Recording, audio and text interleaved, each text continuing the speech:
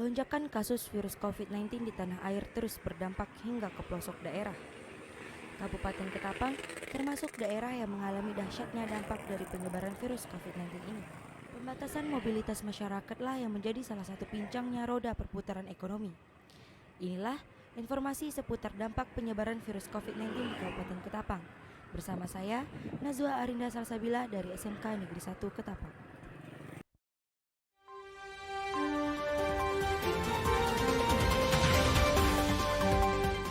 Pasar merupakan pusat ekonomi.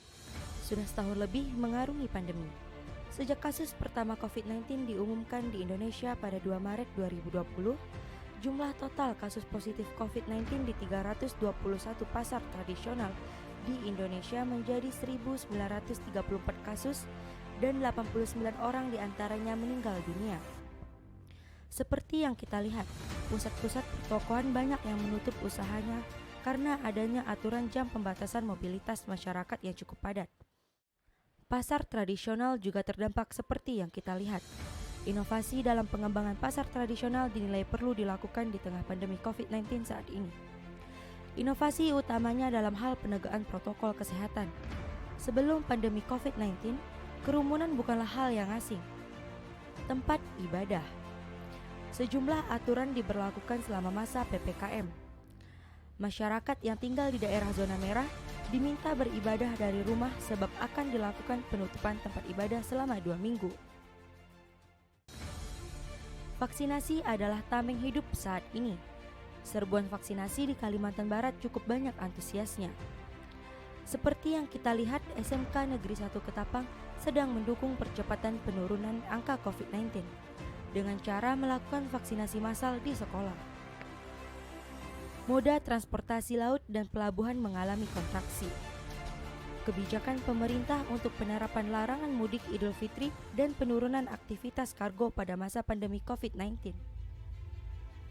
Bandara. Dengan adanya larangan mudik, moda transportasi udara menjadi terhambat dan persyaratan penerbangan dengan menggunakan surat PCR wajib dikantongi oleh penumpang. Surat PCR tersebutlah yang menjadi polemik di masyarakat. Dengan mahalnya pengujian PCR tersebut, masyarakat sedikit menjerit dengan harga yang ditetapkan. Seperti yang kita lihat, Bandara Rahadi Usman Ketapang terjadi kelanggangan atau kelonggaran penumpang.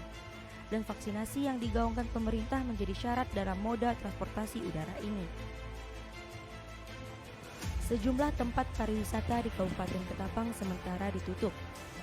Contohnya di tempat wisata Tanjung Bawang, Desa Sukabangun Dalam, Kecamatan Delta Palang. Sektor pariwisata juga berdampak kepada penghasilan ekonomi mikro, seperti para pedagang yang ada di kaki lima sekitar tempat wisata.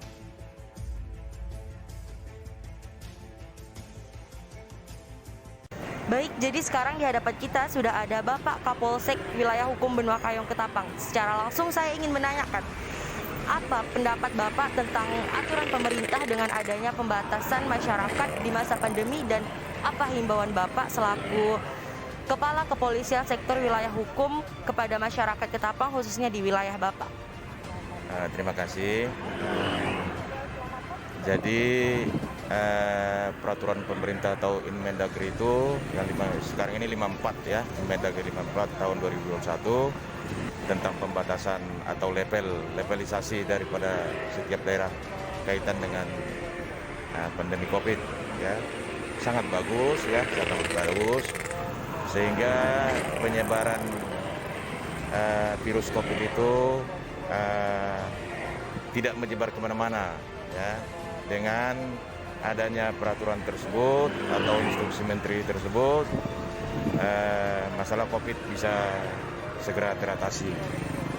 Kemudian himbauan saya untuk seluruh masyarakat khususnya Kecamatan Benua Kayong agar selalu mematuhi 5M atau prokes yang telah ditetapkan oleh pemerintah.